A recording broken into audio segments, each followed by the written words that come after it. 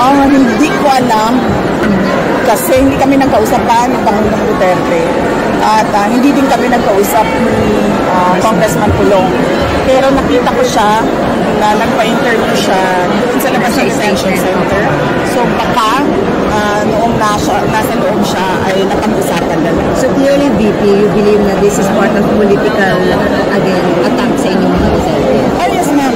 Sabi ko na nga, every time nagkakaroon sila ng issue, malaking issue na kabalbalan na ginagawa nila, ang kanilang cover sa mga issue na ito ay atakihin yung kalaban nila sa politika. Ma'am, ano po?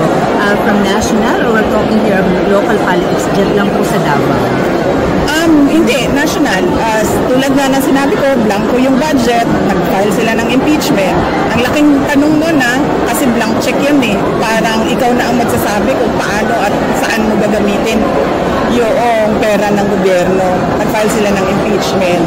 Nung nagkaroon ng drug overdose at merong namatay sa Amerika at nandoon sa loob ng kwarto si First Lady Lisa Marcos at nandoon sa police report, cocaine yung sinasabing nagkalat doon sa kwarto na yon, ay bigla na lang nilang hinila, kinidnap, kinuha, dinukot si Pangulong Duterte. Ngayon naman, 20 pesos ang kilo ng bigas, isang araw lang, tapos na, wala na.